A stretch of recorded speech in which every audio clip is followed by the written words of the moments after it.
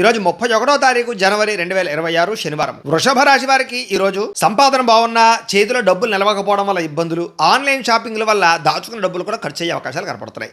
అప్పులు చేసి electronic gadgets, వాహనాలు, యంత్ర పరికరాలు కొనడం మాత్రం మంచిది కాదు. ఈరోజు విద్యార్థులు అతిగా ఒత్తిడికి లోనవడం వల్ల పరీక్షల్లో తప్పుడు జవాబులు రాసే అవకాశం కనపడుతుంది. జాగ్రత్తగా ఉండండి. పోటీ పరీక్షల విషయంలో నిర్లక్ష్యంగా ఉండకండి.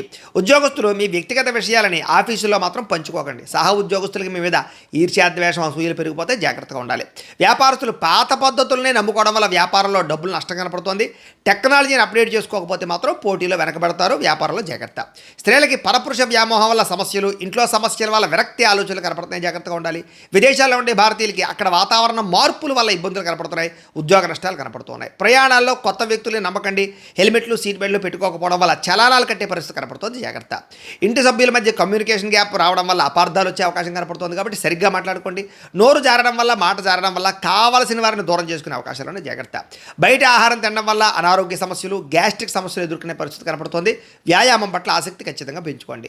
ప్రేమికులు మీరు ప్రేమిస్తున్న వ్యక్తులపై నమ్మకం కోల్పోవడం కానీ ఇబ్బందులు కనపడుతున్నాయి. భార్యాభర్తల మధ్య అనుకోని వివాదాలు కూడా కనపడుతున్నాయి. తప్పుడు ప్రదేశాల్లో పెట్టుబడులు పెట్టడం వల్ల తీవ్ర ధన నష్టం కనపడుతోంది. షేర్లు, ట్రేడింగ్ల జోలికి మాత్రం వెళ్ళకండి. శారీరక కోరికలని అదుపులో పెట్టుకోకపోవడం వల్ల వివాహేతర సంబంధాల వల్ల ఇరుక్కుంటారు.